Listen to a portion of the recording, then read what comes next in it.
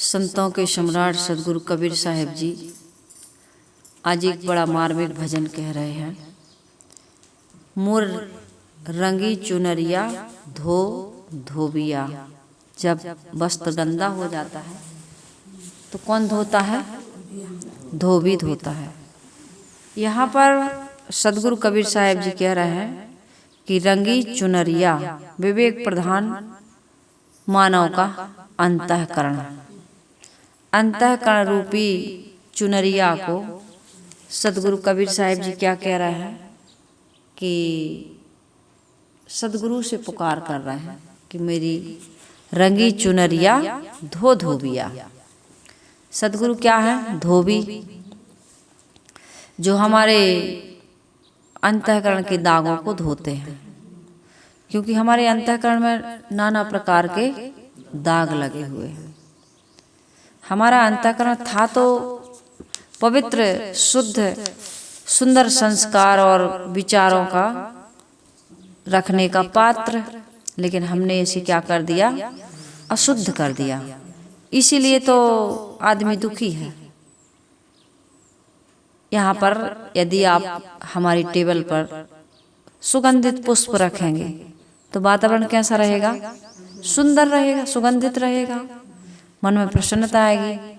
लेकिन यहाँ क्या रख दो? मुर्गे का, बकरे का या किसी अन्य जानवर का मांस, अंडा फोड़ के रख दो, शराब रख दो, यहाँ कैसे लगेगा? अच्छा लगेगा? नहीं लग सकता। आदमी यही कर रहा है। अच्छा खाना चाहिए, अच्छा पीना चाहिए, अच्छा पहनना चाहिए, अच्छा बोलना चाहिए, अच्छे काम करना चाहिए, अच्छे लोगों के साथ उठना बैठना चाहिए। लेकिन आदमी यह ना करके क्या कर रहा है? हर समय उसका खाना पीना, उठना बोलना, बात व्यवहार करना, सोचना विचारना सब कुछ क्या हो गया है? गंदा हो गया है। और इसी गंदगी के कारण, इसी बदबू के कारण, इसी सड़न के कारण मन आदमी का दुखी है। तो यहाँ पर सदगुरु कबीर साहिब जी पुकार रहे हैं, गुहार कर रहे हैं। सदगुरु की शरण में जा करके हम सबको एक चेतावनी दे रहा है, एक शिक्षा दे रहा है कि अंतःकरण के दाग लगाते लगाते लगाते लगाते आदमी इतना कलुमस्ता से भर जाता है कि फिर वो बहुत दुखी होता है। बुढ़ापा उसका बड़ा दुखद हो जाता है। बुढ़ापे तक तो बहुत परेशान हो जाता है। जवानी में ही कितने लोग सुसाइड कर लेते हैं। कितने लोग फिर कहते हैं कि अब कोई उपाय नहीं है जिंदगी में इस दुख से मुक्त होने का। आदमी आत्महत्या कर लेता है। कर लेता है कि नहीं? कितने लोग आत्महत्या कर लेते हैं। यहाँ पर यही जवान जवान कर लेते हैं। बच्चे, छोटे छोटे से बच्चे आजकल, माता पिता सोचते रह जाते हैं, खोजते रह जाते हैं कारण को कि आखिर बच्चे ने कुछ बताया नहीं, इतना बड़ा कदम उठा कैसे लिया? वो कितना तनाव में रहा होगा, कितना टेंशन में रहा होगा, जबकि हमने उसके जीवन में कोई कमी छोड़ी नहीं। माता पिता पूरे समर्पित हैं। अपने बच्चों को किसी प्रकार की असुविधा ना हो, दुख ना हो, कष्ट ना हो, पीड़ा ना हो। पूरा जीवन माता पिता, परिवार के लोग बच्चों के लिए समर्पित हैं, लेकिन बच्चे बता नहीं पाते। ऐसा उन्होंने क्या कर लिया कि उनको आत्महत्या का रास्ता अपनाना पड़ा, आत्महत्या करनी पड़ी। हम तो गांव देहात के लोग हैं, छोटा सा गांव है, तो हम लोगों को पता नहीं चल रहा। लेकिन बाहर निकल करके देखिए क्या क्या हो रहा है। इसलिए हम सबको क्या करना चाहिए? अपने अंतःकरण पर मैले दाग नहीं जमने देना चाहिए। ऐसा सोचना और विचारना चाहिए, ऐसे काम करने चाहिए। सदगुरु कबीर साहिब कहते हैं, हम सदगुरु कबीर साहिब की दोहा को, साखी को, शब्द को, उनकी वाणी को ऐसे हल्के में ले लेते हैं। सदगुरु कबीर साहिब जी क्या कह रहे हैं? बिना विचारे जो करे सो पाछे पछताए। और पछताएगा बस नहीं, काम बिगाड़े अपना, अपना काम भी बिगाड़ेगा, अर्थात अपने जीवन बिगाड़ेगा। और जग में होए हंसाए, जग में हंसी भी होगी उसकी, निंदा। लोग हंसते हैं ना, किसी के घर में कोई बच्चा बिगड़ गया या कोई काम बिगड़ गया या उससे कोई गलती हो गई तो लोग हंसते हैं। बहुत कम लोग हैं जो आपके दुख में दुखी हो, नहीं तो आपका काम बिगड़ता है तो लोग हंसते हैं, हाँ देखो उनके घर में उनकी बेटी भाग गई, उनके बेटा ने देखो ये कर लिया, उनके घर में ये नुकसान हो गया, ये हानि हो गई, देखो लड़ाई हो गई, देखो सारे शराब पी रहे हैं, मांस खा रहे हैं, उनका घर तो बिल्कुल बिगड़ गया। लोग हंसते हैं, इसके लिए बड़ी खोज खबर में रहते हैं लोग। तो यहाँ पर सदगुरु कबीर साहिब जी हमें कह रहे हैं कि बिना विचारे जो करे सो पाछे पछताए, कम शिक्षा दे रही है साखी। इसलिए कह रहे हैं कि पहले तो ये सावधानी की विचार पूर्वक करना, नहीं तो क्या होगा, पछताओगे और अपना काम भी बिगड़ेगा और जगत में निंदा भी होगी, तुम्हारी हंसी भी होगी। इसलिए साहिब कह रहे हैं कि किसी भी प्रकार से अंतःकरण में दाग नहीं लगने चाहिए। यदि अंतःकरण में दाग लग गए, हमारा अंतःकरण जो पात्र है, जहाँ अच्छे संस्कारों को रखने की एक साधन है, जैसे हम कंप्यूटर में रख लेते हैं स्टोरेज करके, मोबाइल में एक इसमें ऐप आता है प्राइवेट, क्या कहते हैं उसको, प्राइवेट फाइल होती ना, उसमें हमारे जरूरी डॉक्यूमेंट को हम उसमें सेव करके रखते हैं सुरक्षित, और उसको लॉक कर देते हैं कि इसका पासवर्ड हमारे पास रहेगा।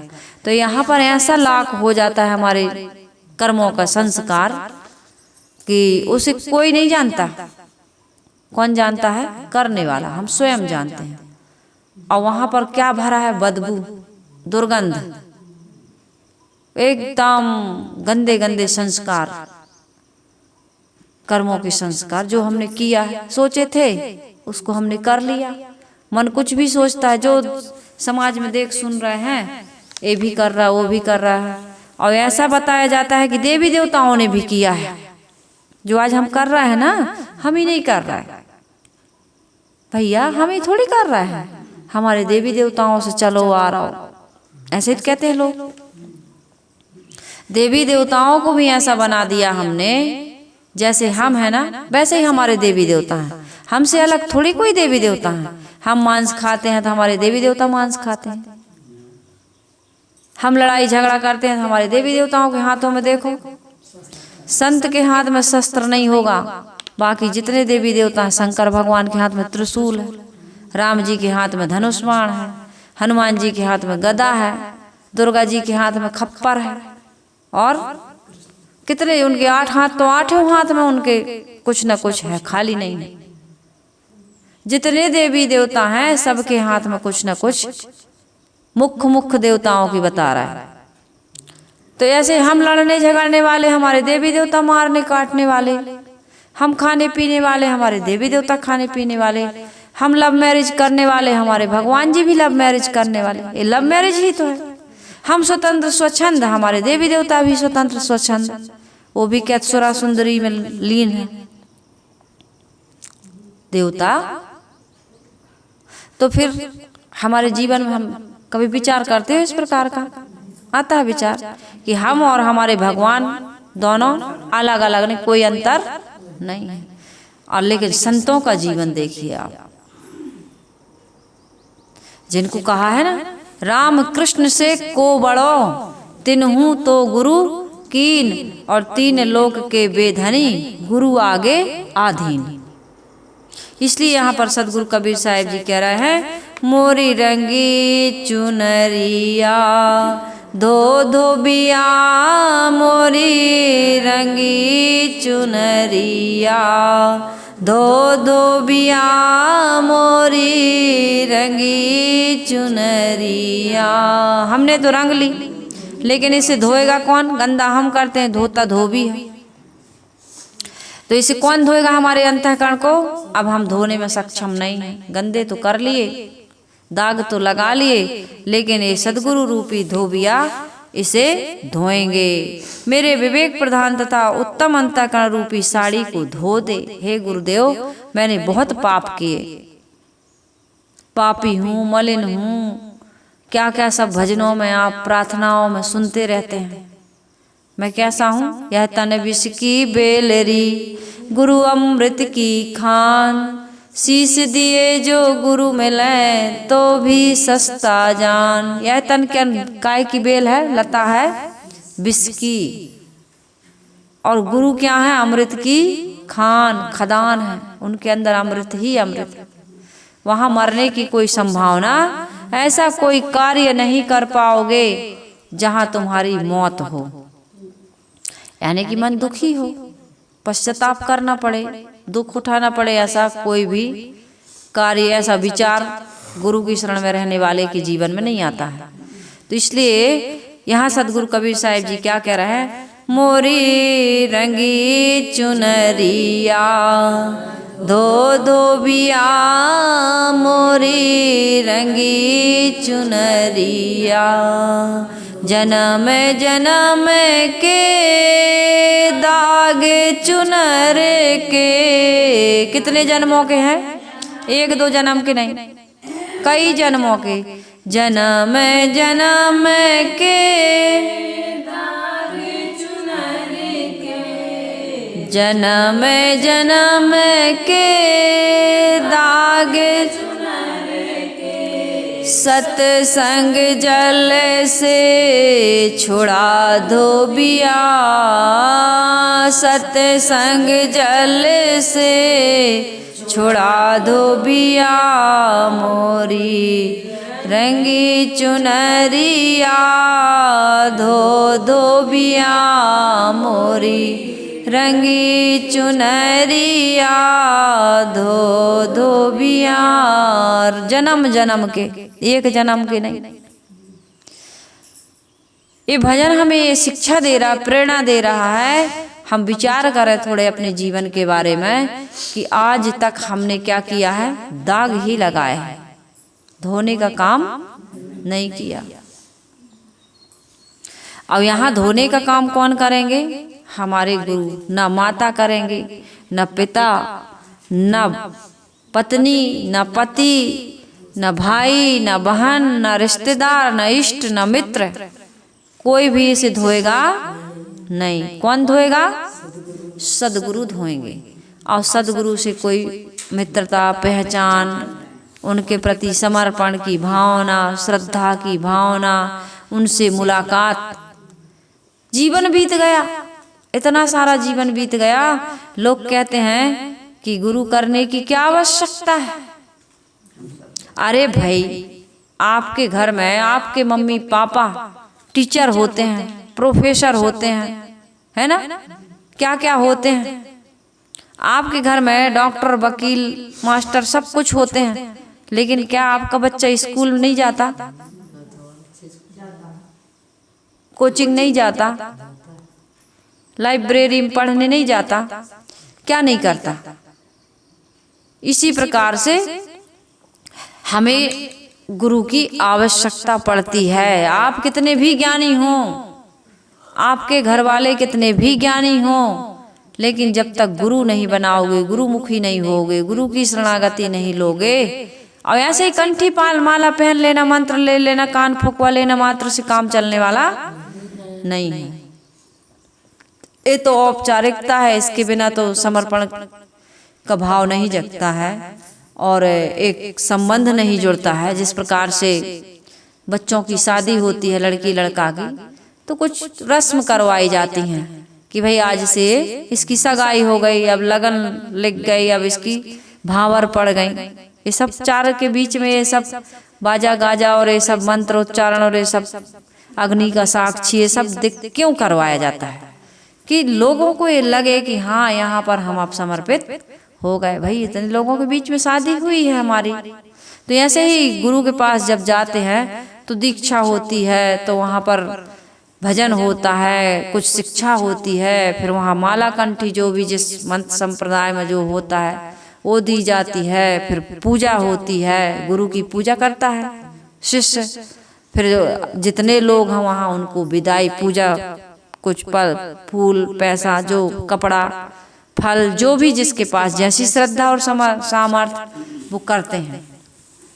तो ये तो औपचारिकता हो गई। लेकिन गुरु का रहनी और आचरण ना हो, गुरु का ज्ञान ना हो और चेला में वो ना उतरे तो कल्याण होने वाला नहीं है।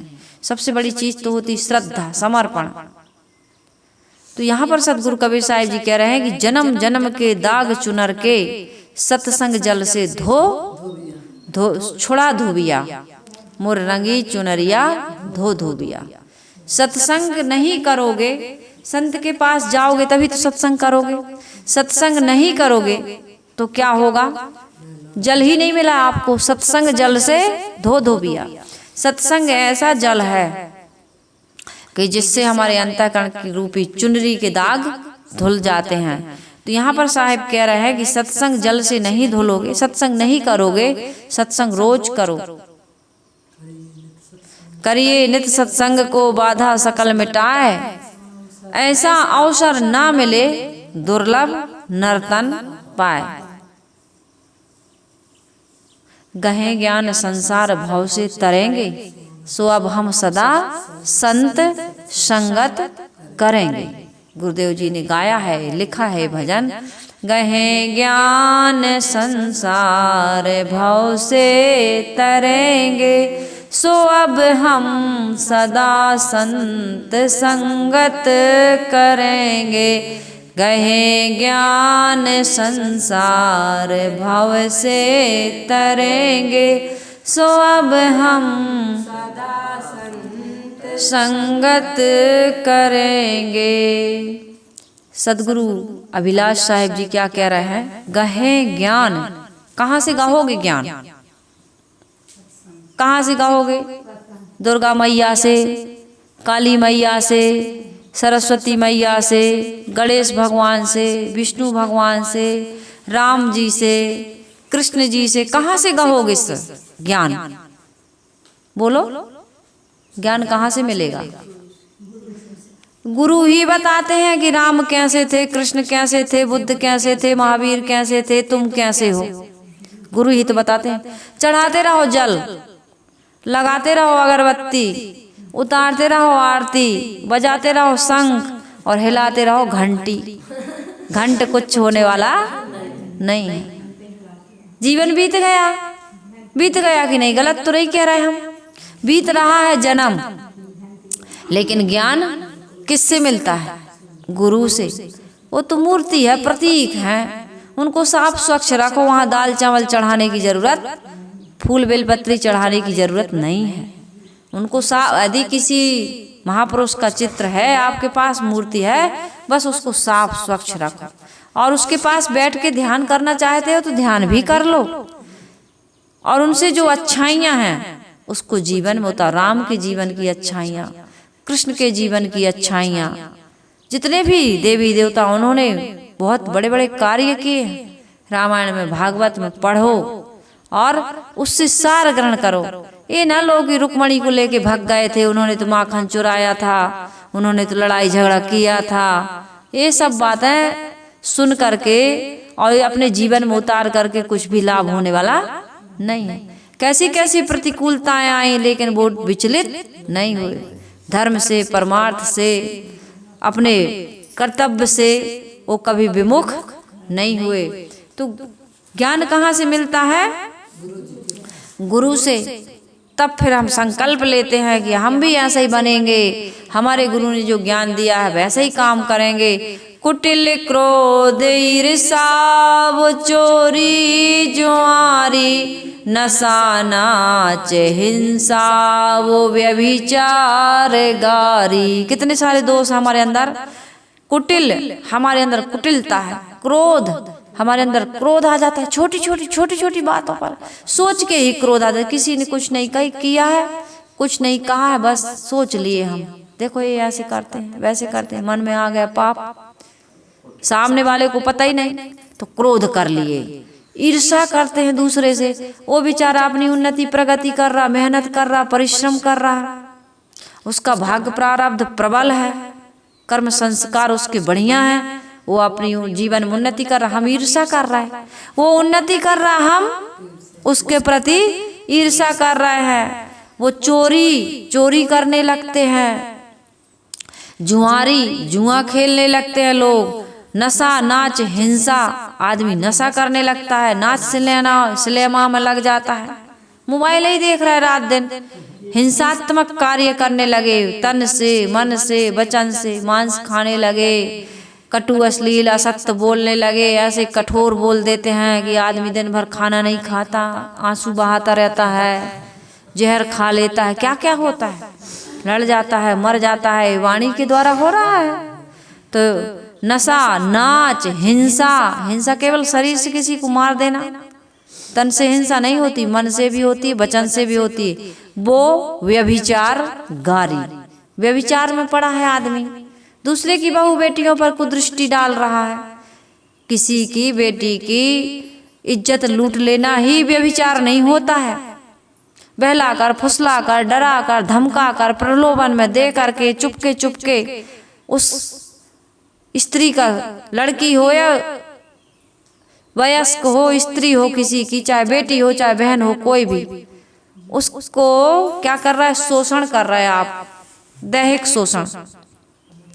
आप उसको पसंद नहीं, आप देख रहे हो, उसको पसंद नहीं, आप गाना गा रहे हो उसको देखकर, उसको पसंद नहीं है, आप कुछ भी ऐसी क्रिया कर रहे हैं, शोषण ही तो हो रहा। बेचारी नजर उठा के चल नहीं पा रही, बैठ नहीं पा रही, उस गली से गुजर नहीं पा रही, ये व्यभिचार ही है। हम क्या कर रहे हैं, व्यभिचारी बने। यहाँ पर गुरु जी कह रहे हैं, कुटिल क्रोध ईर्ष्या वो चोरी जुआरी, नशा नाच हिंसा वो व्यभिचार गारी, सकल अवगुणों की सफाई करेंगे, सो अब हम सदा संत संगत करेंगे। सारे दुर्गुणों की हम सफाई कर देंगे और क्या करेंगे, सो अब हम सदा संत संगत करेंगे। सत्संग के बिना जीवन में सुधार संभव नहीं है।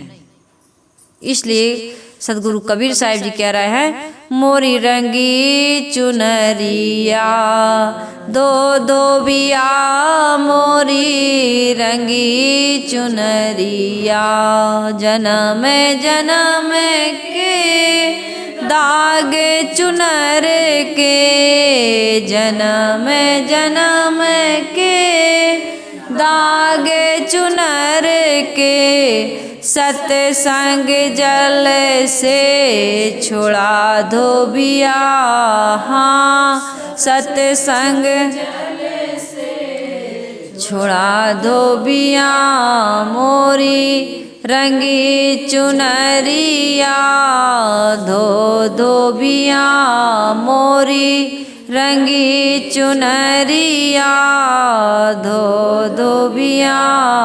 सतगुरु ज्ञान मिले फल चारी, सतगुरु ज्ञान मिले फल चारी, सबद के कलप चढ़ा धोबिया, हाँ सबद के कलप चढ़ा धोबिया, मोरी रंगी चुनरिया धो धोबिया। क्या कह रहे साहब कि सतगुरु ज्ञान मिले फल चारी, सदगुरु के ज्ञान से आपको 4 फल की प्राप्ति होगी। कौन कौन से फल चाहिए, केला, मुसब्बी, अंगूर, चीकू, यही फल चाहिए। कौन से फल चाहिए, हाँ चीकू सबसे अच्छा, खाने पीने में लगे रहो। ये फल नहीं देंगे, सदगुरु क्या देते हैं, सदगुरु देंगे हमारे जीवन में 4 फल। 4 फल कौन कौन से हैं भाई बताओ। अर्थ, हमको अर्थ चाहिए। क्या चाहिए, अर्थ, अर्थात ये अर्थ फेस वाली बात नहीं हो रही बल्ब जल जाए, ये अर्थ चाहिए पैसा, आर्थिक स्थिति हमारी बढ़िया हो जाएगी। फिर आपकी आर्थिक स्थिति ऐसी नहीं रहेगी कि आपके घर में लोटा है तो गिलास नहीं, कटोरी है तो चम्मच नहीं, ऐसी बात नहीं है। आपकी ज़रूरतों के सारे सामान आपको उपलब्ध हो जाएंगे ये गुरु के प्रताप से, गुरु के ज्ञान से। वो कैसे होता है मैं बताती रहती हूँ। ऐसे ही काम ना करो, नशा व्यसन न छोड़ो, मांस मदिरा का त्याग ना करो, जुआ सट्टा जो भी करते हो या फिर आलसी बन के बैठे हो, इस गंदी आदत को ना छोड़ो तो गुरु कुछ नहीं देंगे। गुरु कुछ नहीं देंगे, तुम्हारे घर में लोटा गिलास थाली चम्मच ला के थोड़ी रख देंगे, मोटरसाइकिल फोर व्हीलर ये सब ला के थोड़ी देंगे। गुरु ये सब नहीं देते हैं। गुरु आपको ऐसा ज्ञान देते हैं, ऐसी शिक्षा देते हैं, ऐसा आशीर्वाद उनको, ऐसा आपके जीवन में कर्मों में हर चीज में सुधार हो जाता है कि आपको अर्थ की प्राप्ति होने लगती। आप अभी अर्थ से अनर्थ कर रहे हैं, अनर्थ में पड़े इसलिए अर्थ नहीं है, अनर्थ छुड़ा देते हैं इसलिए आपके जीवन में अर्थ की प्राप्ति होने लगती है। तो पहला फल तो गुरु अर्थ देते हैं और फिर धर्म का मार्ग भी दिखाते हैं। आप धर्मवान बन जाते हैं। धर्म करने, धर्म न दूसर सत्य समाना, दया ही धर्म है, सत्य बोलना ही धर्म है, शुभ कार्य करना ही धर्म है, किसी को पीड़ा ना देना ही धर्म है, परहित सरस धर्म नहीं भाई, पर पीड़ा सब नहीं अधमाई, पराये को दुख ना देना बल्कि उसके सुख सुविधाओं का ध्यान रखना, यही सबसे बड़ा धर्म है। भूखे को भोजन कराना धर्म है, प्यासे को पानी पिलाना धर्म है, रोते हुए को हंसाना, उसके आंसू पोंछ देना धर्म है। माता पिता सास ससुर की सेवा करना धर्म है। गुरु संतों के प्रति आस्था रखना, उनके प्रति समर्पण का भाव रखना, उनकी सेवा करना, उन्हें कुछ दक्षिणा देना, क्योंकि संतों के पास भौतिक आर्थिक रूप से उनके पास कुछ होता भक्तों के द्वारा ही चलता है। तो ये करते रहना, ये क्या है? धर्म है। कोई अपाहिज है, दीन दुखी है, दरिद्र है, असहाय है, 2-5 रुपया 10 रुपया दे दो उसको, कोई जरूरत का सामान है ला के दे दीजिए उसको, हमारा आपका क्या हो जाएगा? ये धर्म बन जाएगा। मंदिर में दान देना ही धर्म थोड़ी होता है। नर्मदा मैया बह रही हैं, उनको चुनरी चढ़ाया है, वहाँ भंडारा कराया है, उसमें जल में आप पैसा डाले आए, ये धर्म नहीं है। जो खाता है, गधा को पानी पिला देना धर्म है, कुत्ते को रोटी डाल देना धर्म है। अपने अगल बगल अड़ोस पड़ोस में कोई माता है, बहन है, कोई बुजुर्ग आदमी है, उसकी सेवा कर दो, उसके पास बैठ जाओ, दुख सुख पूछ लो, ये भी धर्म है। धर्म का कोई एक रूप नहीं है। तो यहाँ पर सदगुरु कबीर साहिब जी कह रहे हैं धर्म क्या है? सेवा करना। तो उसकी भी प्राप्ति आपको, धर्म की प्राप्ति होगी। हमारे अंदर सेवा का भाव आ जाता है, परोपकार का भाव आ जाता है, भलाई का भाव आ जाता है, और वैसा ही काम हम करने लगते हैं तो हमारा धर्म भी बन जाता है। फिर काम भी अर्थात हमारी कामनाएं, हमारे सारे काम बन जाते हैं, क्योंकि कामनाएं हमारी, हम समझने लगते हैं कि ये आवश्यक है कि अनावश्यक है, उसका हम आवश्यकता का तो पूर्ति करते हैं, लेकिन अनावश्यक इच्छाओं की पूर्ति के पीछे हम उनको त्यागने का काम करते हैं। क्या रे, ये तो अनावश्यक है।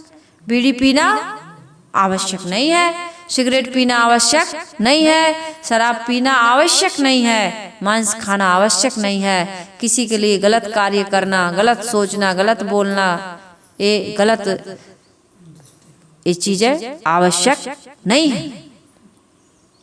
तो काम की भी प्राप्ति होती है। फिर हम एक काम मतलब काम भोग की बात नहीं है, काम मतलब कामना, अनावश्यक कामनाओं का त्याग हो जाता है और आवश्यक कामनाओं की हमारी पूर्ति हो जाती है, तो काम की भी पूर्ति होती। चौथा और सबसे विशेष फल है मोक्ष। मोक्ष अर्थात मोह का क्षय। मोह ही आदमी को दुख दे रहा। मोह सकल व्याधिन कर मूला।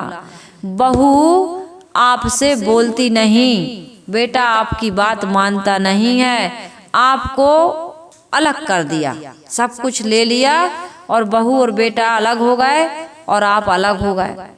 फिर भी मोह ऐसा हमारे जीवन का शत्रु बना है।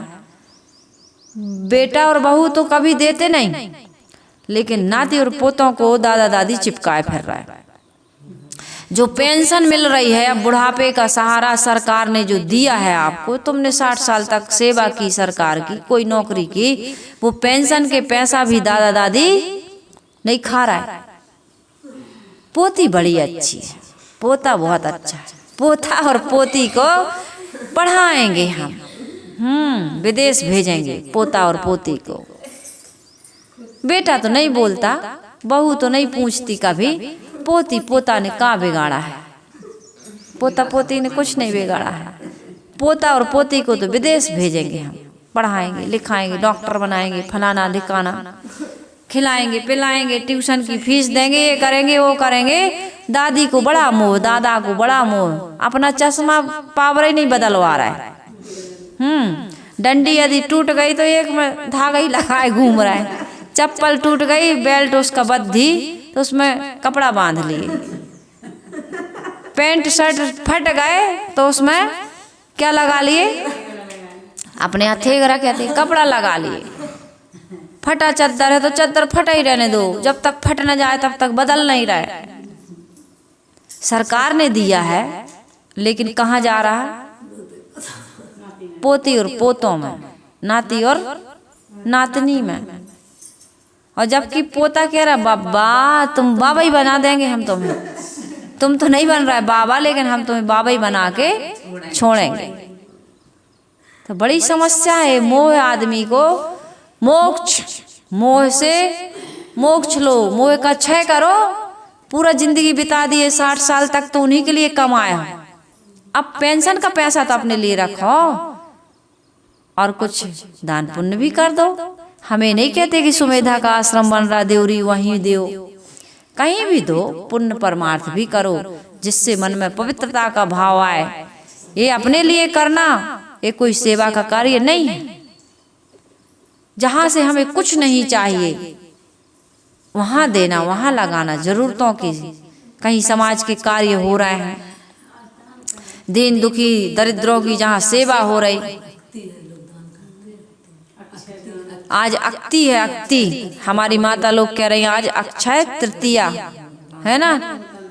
आज के दिन जो दान करेगा उसका दान कभी भी क्षय नहीं होगा। इसलिए आज दान करो भाई, जो जैसी पात्रता रखता है, जहाँ जिसके प्रति श्रद्धा है या जिस जरूरतमंद के प्रति आपके मन में भाव जगे वहाँ दान कर देना। ये त्योहार है, व्रत ये सब क्यों बनाए हैं, इसीलिए बनाए हैं कि अरे कंजूस, अरे मोही लोभी आदमी कभी तो दान पुण्य कर दे। इसलिए इतना ये दिनों की विशेषता बताई गई है कि कम से कम आदमी लोभ में तो कर दे। ऐसे नहीं कर रहा है, भय से दे, श्रद्धा से दे, जिस किसी प्रकार से आदमी को दान करना चाहिए। मान्यता यह है कि इस दिन किया गया दान कभी समाप्त नहीं होता, इसका पुण्य जीवन भर और आगे भी फल देता है, पापों का क्षय करता है, मन की शुद्धि करता है, भगवान की प्राप्ति होती है। जरूरतमंदों की सहायता करने से हमारे जीवन में प्रेम का उद्घाटन होता है, करुणा का भाव जगता है, हमारे मन के मैल दूर होते हैं, ईर्ष्या का भाव चला जाता है, लोभ की भावना जो है हमारे मन में वो जीर्ण छीर्ण हो जाती। इसलिए अक्षय तृतीया के दिन दान करना चाहिए। तो दान करना भाई ये नहीं कह रहे हैं कि हमारे यहाँ ही दान करना, हमसे सुन रहे हो सत्संग, घंटों घंटों हम मेहनत करते हैं, कुछ सुनाते हैं तो हम ही को दान देना, ऐसी कोई बात नहीं है। हम तो ये चाहते हैं कि सबके मन में दान का भाव, दया का भाव, करुणा का भाव, क्षमा का भाव, प्रेम का भाव जगे और सबका जीवन सुंदर बने। तो यहाँ पर सदगुरु कबीर साहिब जी कह रहे हैं कि शब्द के कलप चढ़ा धोबिया, कलप कपड़े पर माड़ी चढ़ी होती है, तो उस माड़ी से कपड़ा कैसा दिखता है, सुंदर दिखता है, चिकना चिकना दिखता है। तो हमारे जीवन में ज्ञान रूपी शब्द जो गुरु से मिल रहे हैं, यदि इसका कलप चढ़ जाए तो जीवन कितना सुंदर बन जाए।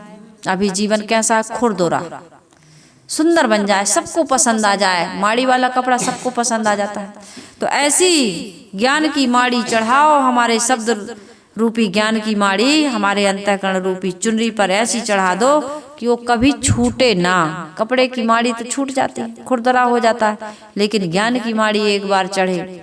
लोग शराब पीते हैं, सुबह पीते हैं शाम को उतर जाती, शाम को पीते हैं सुबह उतर जाती है, लेकिन ज्ञान की यदि खुमारी चढ़ गई तो ये कभी उतरने वाली नहीं है। तो यहाँ साहिब कह रहे हैं, कहें कबीर सुनो भाई साधो, कहें कबीर सुनो भाई साधो, गुरु के चरण चित लाधो बिया, गुरु के चरण चित लाधो बिया, मोरी रंगी चुनरिया धो धो बिया, मोरी रंगी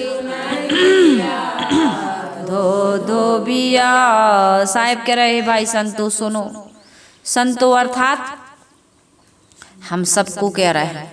संतो मतलब कपड़े वाले, भेष वाले, कंठी माला वाले को नहीं कह रहा है, जो नहीं है कंठी माला वाला उसको भी कह रहे हैं। हम सब संत ही हैं, जो सुन रहे हैं, समझ रहे हैं, जान रहे हैं, वो सब क्या हैं? संत हैं। तो यहाँ पर साहिब कह रहे हैं सुनो यह मन धोबी, जब गुरु के चरणों में चित्त लगाएगा तब उसका सारा काम बन जाएगा, अर्थ भी हो जाएगा, धर्म भी हो जाएगा, काम भी हो जाएगा और मोक्ष भी हो जाएगा, चारों फल मिल जाएंगे। इसलिए चार पदार्थ है जग माही, और कर्महीन नर पावत नहीं। कर्म करो भाई, चारों पदार्थ हैं संसार में और इस मानव जीवन में सहज सरलता से उपलब्ध होने वाले हैं। तो हम सबको उन चारों पदार्थों की उपलब्धि हो, इसके लिए सदगुरु कबीर साहिब जी बहुत सुंदर भजन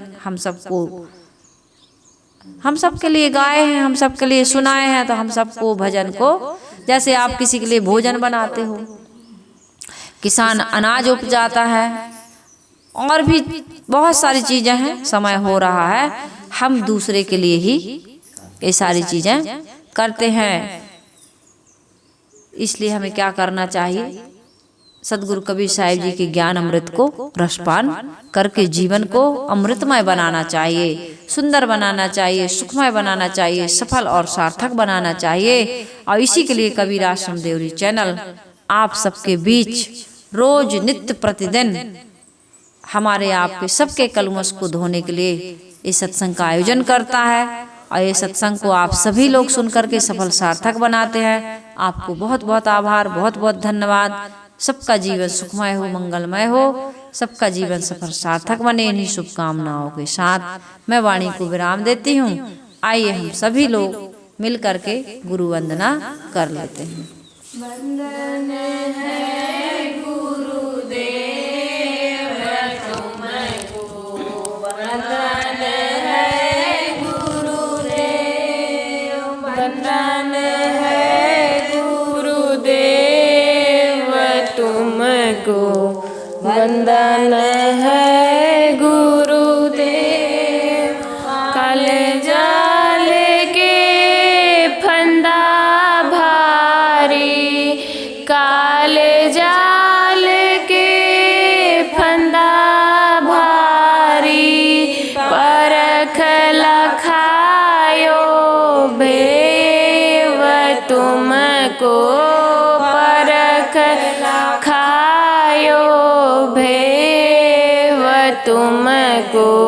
वंदन है गुरुदेव, वंदन है गुरुदेव तुमको, वंदन है गुरुदेव। वेद शास्त्र सब खोजत हारे, वेद शास्त्र सब खोजत हारे, मर्म न जानत केव तुमको, मर्म न जानत केव तुमको।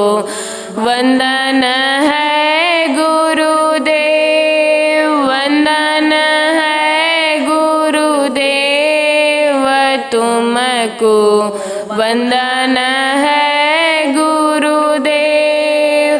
गुरु समान और को दाता, गुरु समान और को दाता, ताकि करिए सेव तुमको, ताकि करिए सेव तुमको।